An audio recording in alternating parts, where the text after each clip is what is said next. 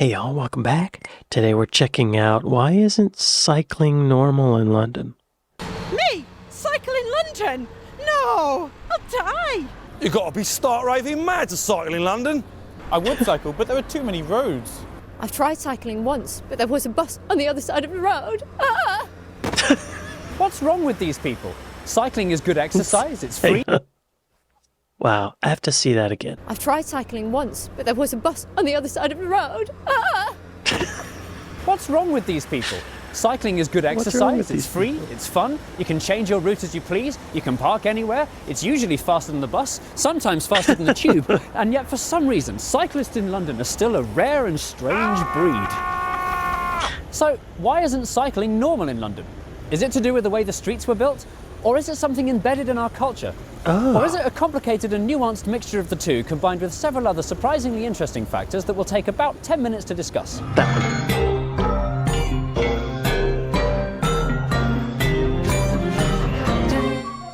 Yo, this is Jay Foreman, one half of the Map Men. I haven't reacted to one of his videos in a while because he doesn't make them that much anymore. I think I've reacted to most of them, but I found one that I've not reacted to. Let's check it out. Cycling infrastructure in London has been around longer than you might think.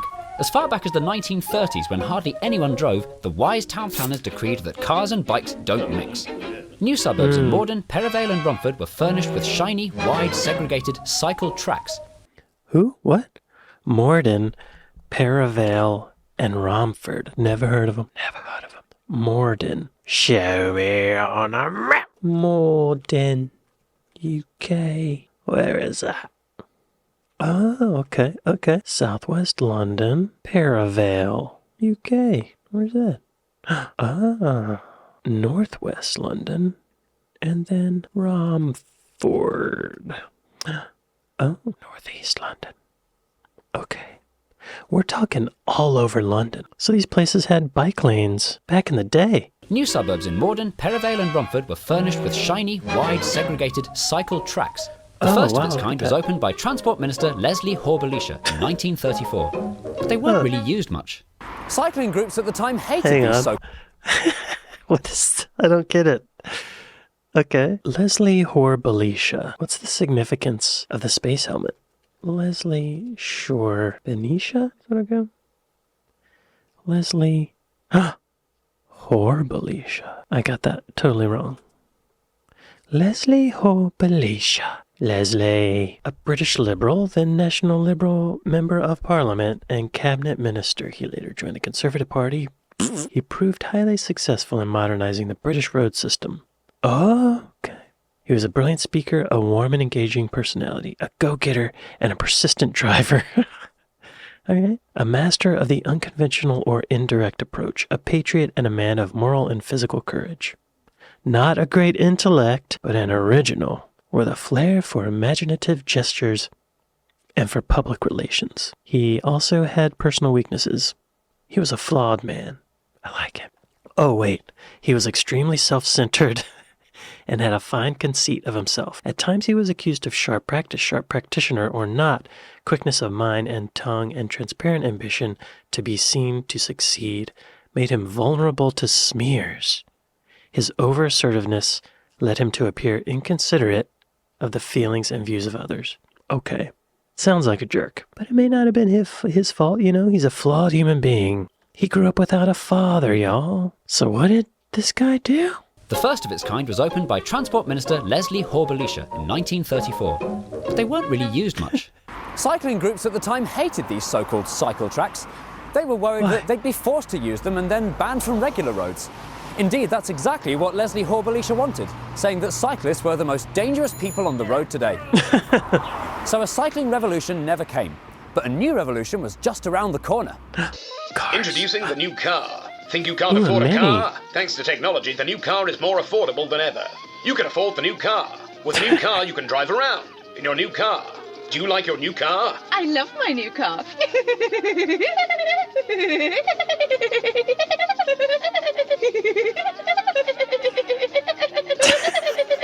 As cars became more affordable... Weird. But I love it. That's good advertising, saying new car over and over again. New car, new car. New car. You know what's funny? I used to work for a car company, and when I first got my job there, my coworker said, you're probably going to want to get a new car within the next year. Not because my car was bad, but they said that just because you're around selling cars all day, you eventually want a new car. And they were right. I got a new car. New car. New car. A new car. You can drive New around car. in your new car. New car. Do you like your new car? New I car. love my new car.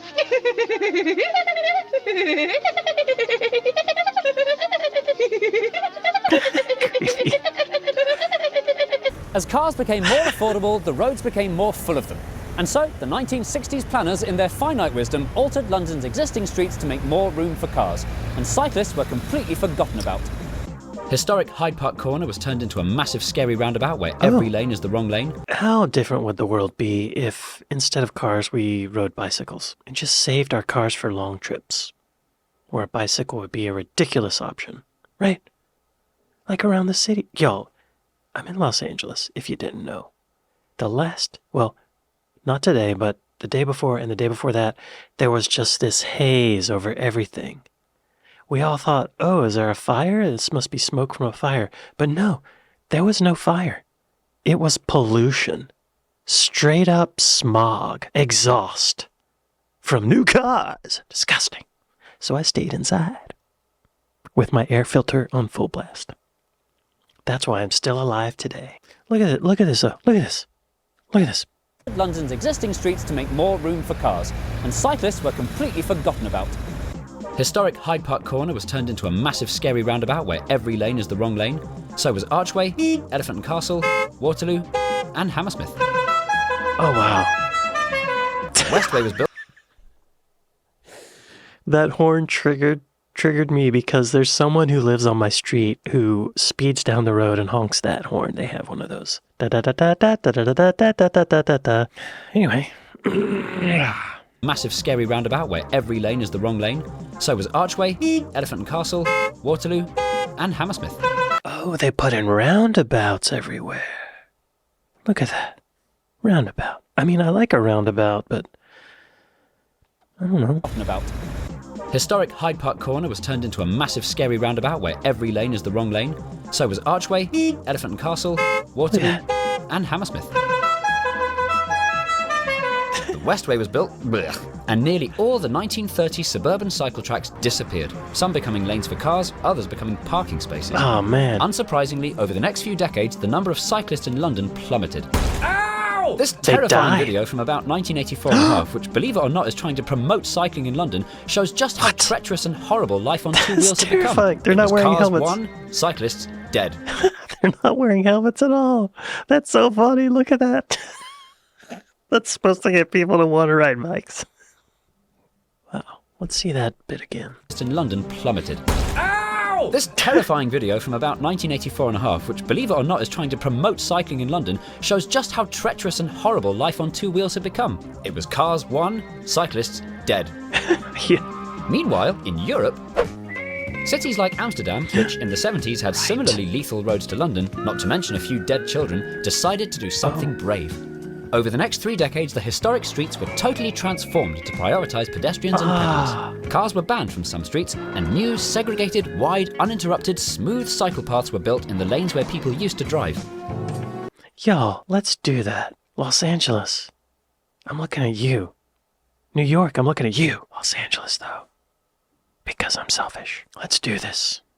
We don't need cars or buses. We have a subway. We have bicycles. I will say, I live near Hollywood Boulevard, and I think once a year they close it down, like on a Saturday, and only let bikes on the road. It's kind of cool. And actually, just recently, they put in some new bike lanes, which is great, but there's still cars pumping out the smoke. Oh, wait, I just need to read this. I know I'm taping a video, but I just want to read this for myself.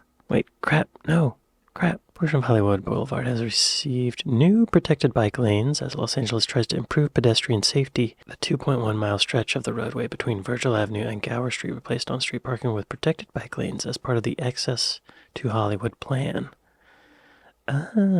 Hollywood Boulevard is on the High Injury Network. That's why. Traffic violence is the leading cause of deaths of kids in the city, so we're making Hollywood safer by redesigning the street layout to decrease speeding. Anyway, okay. Y'all, Amsterdam leads the world in a lot of stuff, if you know what I'm saying. Uninterrupted, smooth cycle paths were built in the lanes where people used to drive.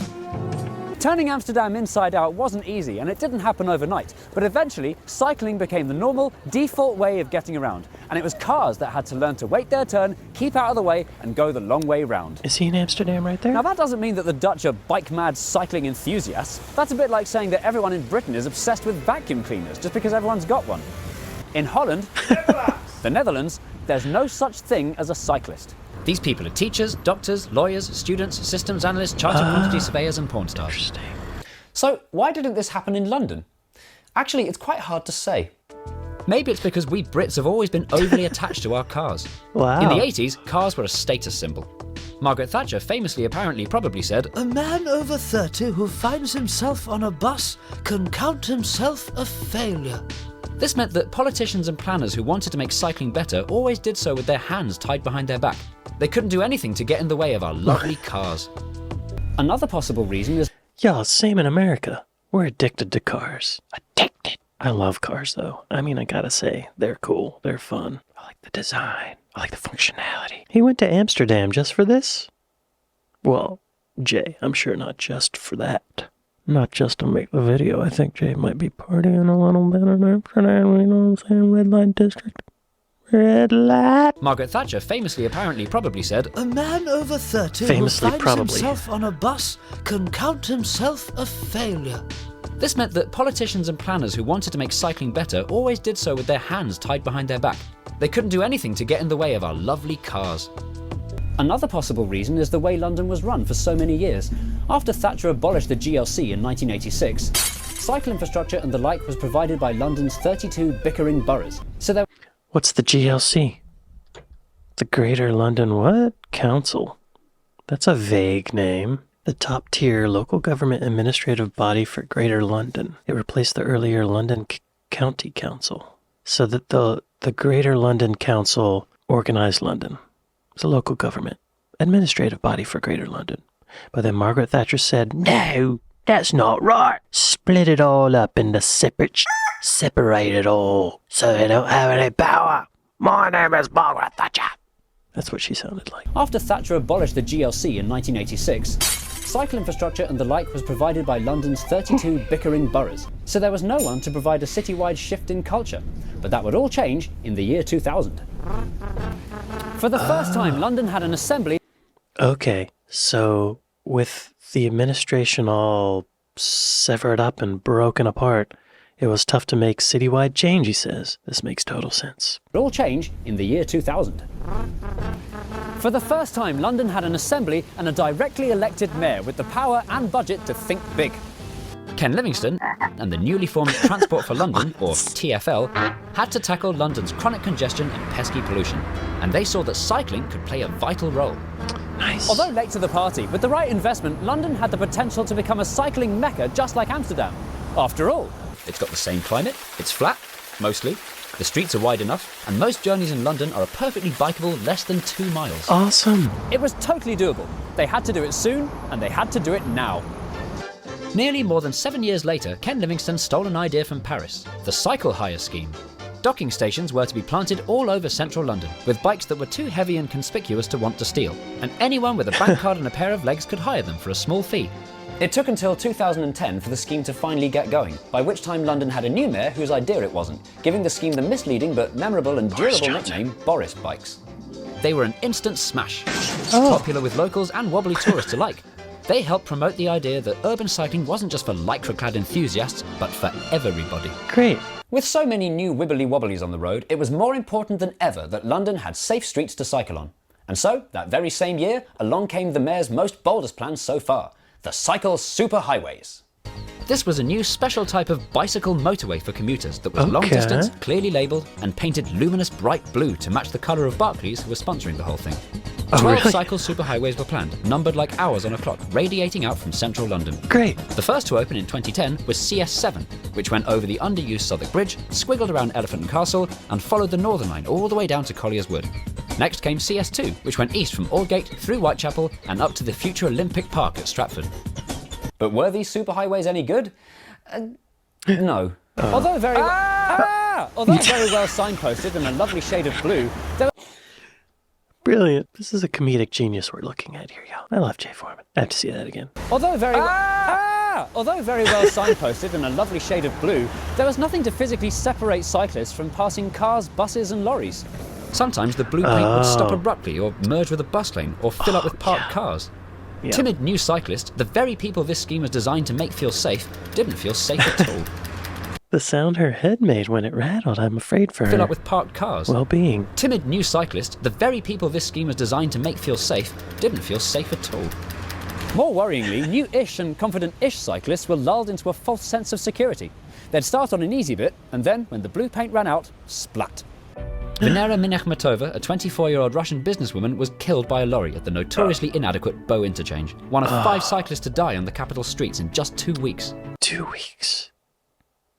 Russian tech entrepreneur 24 is named as 12th cyclist to die in London this year. That's in 2013.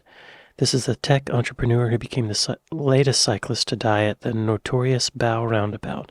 It comes as London's 13th victim died today, the 5th cyclist in 9 days, after being crushed by a double-decker bus on Whitechapel.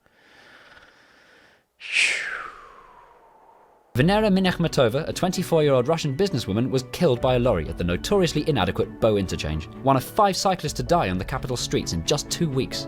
It led to protests calling for the mayor and TfL to stop killing cyclists. A closer look at the original superhighway designs reveals that they were dangerously ill thought through. According to this map, CS11 was supposed to go up the very narrow Kilburn High Road. And where exactly was that meant to go? So TfL went back to the drawing board and took it more seriously this time. The next generation of cycle superhighways from 2013 onwards was a massive improvement. Physically separated from traffic with features like dedicated traffic lights and floating bus stops, these were proper cycle paths worthy of the Dutch. Have these new superhighways been a success? Yes. Cycling on these routes has increased a whopping 60%. Hey, look at that. At rush hour, 60% of all journeys are bikes. They even have cycling traffic jams. It demonstrates quite demonstrably that if you build it, they will come. Spurred on by the success of the cycle superhighways, the city was starting to send itself cycling silly. Look! Torrington Place is closed to cars westbound. Look! Bank Junction is buses and bikes only on weekdays. Look! Camden are filling their streets with armadillos. Armadillos! We're even starting to correct our mistakes from the 60s, turning former big scary roundabouts into much safer, albeit confusing, two-way inside-out question-mark-shaped junctions. In Archway, Elephant and Castle, Waterloo. Not Hammersmith though, it's too late for Hammersmith. So everybody... Where's Hammersmith? Hammersmith. Okay. West of London. Or it's West London. Waterloo. Not Hammersmith though, it's too late for Hammersmith. So everybody's happy. Or are they? The cycling revolution has attracted criticism from some groups like... Bad luck and you're out of time. But you did very well. You did the history, you did the superhighways, you even went to Amsterdam. But there's still so much more to talk about. Will you come back for part 2? Yes, I will. Excellent. We look forward to it, don't we? What? See you after the break.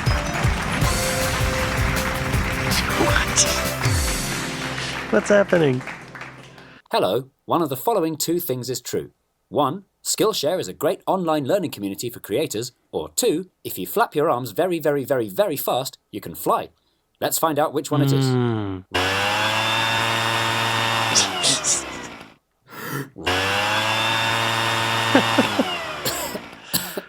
You can do it.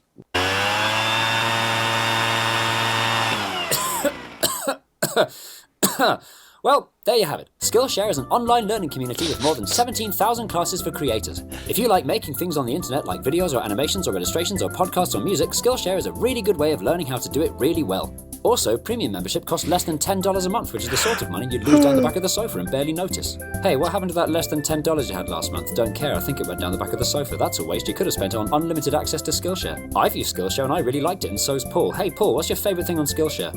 I liked the video about how to use Adobe Premiere Pro because it was really easy to follow and it had great tips about how to manage my workflow organisations as well. That's brilliant. Do you want to hear the really good news? If you go to school.Jay Foreman by clicking on the link in the description below, the first 1,000 of you to sign up will get the first 2 months of Skillshare for 99 cents, which is a really good deal. But hurry up, because only 1,000 of you are allowed to have it. Skillshare. Improve your skills, unlock Probably new missed opportunities, that. and do the work you love.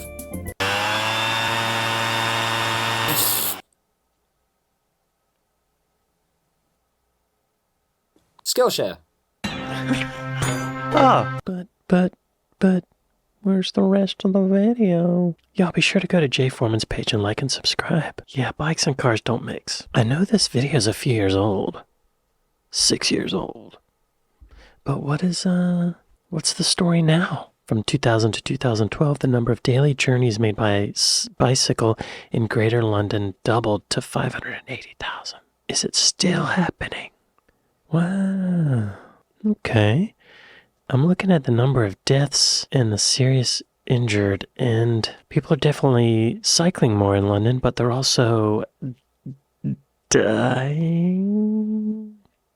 Or they're technically dying less per year, but there's more injuries. Serious injuries. I'm glad about this. We need this in Los Angeles, y'all. We need this in all of America, you know? There are a lot of cities that don't even have sidewalks. Like, you have to drive a car. Mostly rural towns. No sidewalks. Because it's not cost effective. We need more bicycles in America, y'all. So this video is about 6 years old. Have there been any advancements in the last 6 years? I bet there have. Let me know in the comments. Y'all be sure to go to Jay Foreman's page and like and subscribe. If you made it this far in the video, maybe give me a like and subscribe. I'd like to thank my patrons. I'd like to thank my Buy Me a Coffee folks. Thanks for watching this with me, and I'll see you next time. Later.